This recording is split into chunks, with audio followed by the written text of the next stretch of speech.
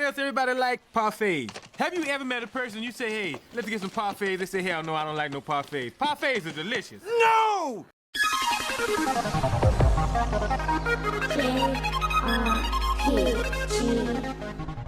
At its best, Little Dragon's Café is charming, addictive, and brilliant.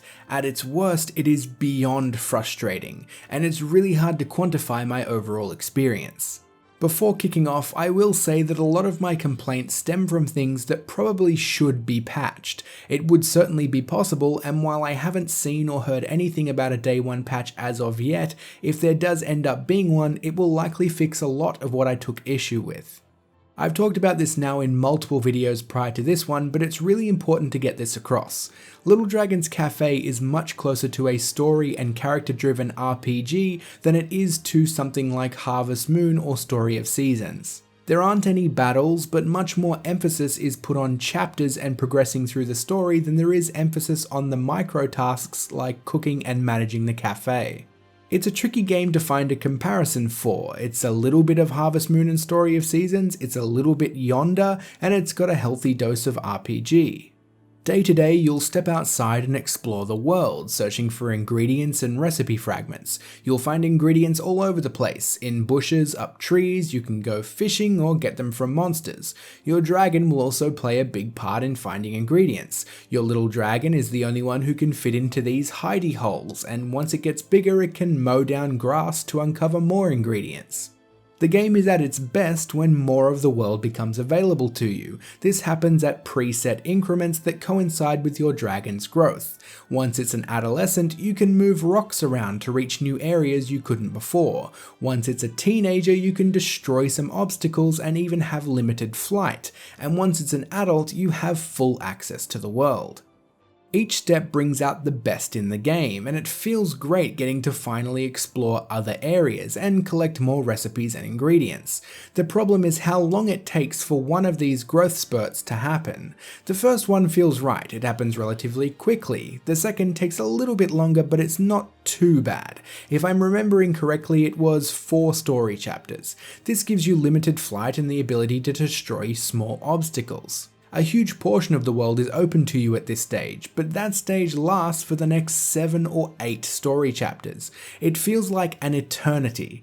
I'm not going to lie, I essentially skipped chapter 11 by mashing through cutscenes because I was beyond frustrated with not having anything new to do day to day. Now, exploring and collecting isn't the only thing you'll be doing in the daily gameplay loop. It is in your best interest to return to the cafe during busy times to help manage it. This is mostly walking back and forth though. You take an order, walk it to the till, grab the food, and then take it to the customer.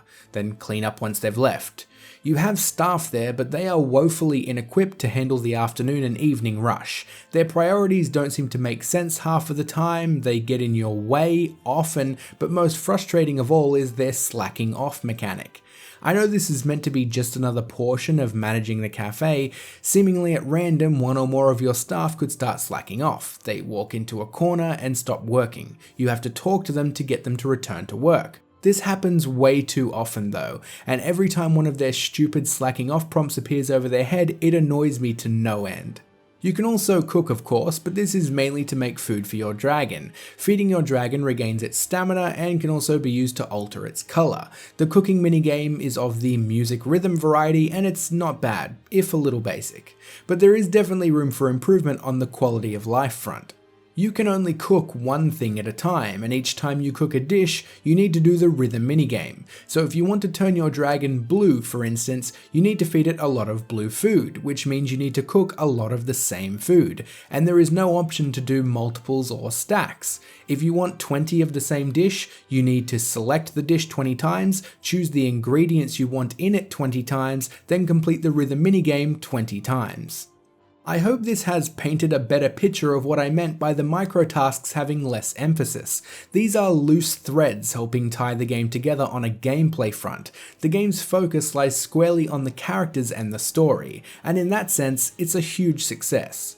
Each story chapter introduces a brand new character, and that story chapter is all about their personal story. Your cafe also happens to be an inn. These characters somehow find themselves in the cafe and they've always got a problem. Maybe they've run away, maybe they collapsed due to an injury, but whatever the case may be, they end up staying for a while. Each chapter has you exploring the backstory of these characters and the events that drove them to the cafe. Luckily, most of their problems can be solved with a special recipe. Towards the end of the chapter, you'll have to cook a specific meal, and there are some extra steps to attaining this vital recipe, like trading with an NPC. The character then sets off back into the world only to be seen again in the final story chapter, with a few exceptions where they make a brief cameo in somebody else's chapter. They'll also return to the cafe as customers, but they don't add anything to the story at that point. The characters themselves are brilliant. They are incredibly varied and really wonderfully designed, and despite being everything from an idol to an actual ghost, none of them ever feel out of place. One of the best parts of the game is seeing a new character introduced. You never know what's coming. The writing may be cheesy, but it was honestly meant to be cheesy, and I think it works brilliantly. The characters have so much charm, and they are by far the best part of Little Dragon's Cafe. Now though, unfortunately, I have to make some complaints again. There are a lot of technical issues. They are less noticeable on the PS4 due to a higher frame rate, but the stuttery animations and aggressively low draw distance aren't the only issues. This game drops inputs like crazy. It can sometimes take 3 or 4 presses of a button to get a single jump. At least 50% of the time, pressing the jump button does absolutely nothing. You get stuck on things you shouldn't, you can't jump if you're in a bad spot close to a wall or ledge, and the movement is coded to be either on or off, so even tilting the analog stick a millimeter makes your character move at full speed in that direction, which isn't a huge problem in and of itself, but if you use the analog stick the way it's meant to be used, by pushing it to the edge, the fraction of a second it takes for the stick to spring back to the center once you've let go of it is often enough time to propel your character forward several more steps. The controls overall just feel floaty, inconsistent, and unresponsive. These are the things I really hope are fixed in a day 1 or week 1 patch. At the end of the day then, do I recommend Little Dragon's Cafe? Yes and no, which almost exactly mirrors my experience with the game. There were times while playing where I would have given it a theoretical 9 or even 10 out of 10. Then there were times I would have struggled giving it a 4 or 5. They are unlikely to ever patch the pacing between the teen and adult stages of your dragon's growth, but they can damn sure patch almost every other annoyance. Despite its issues, I think I still lean slightly toward the positive side overall, and while this game does feel truly at home on the Switch, I'd have to recommend it on the PS4 for the time being, which does a better job of masking some of the game's technical issues. Fingers crossed we get that day 1 patch, and I can wholeheartedly recommend it if at least half of the issues I had with the game are solved. Thanks for liking, subscribing, and sharing, and I'll see you all soon.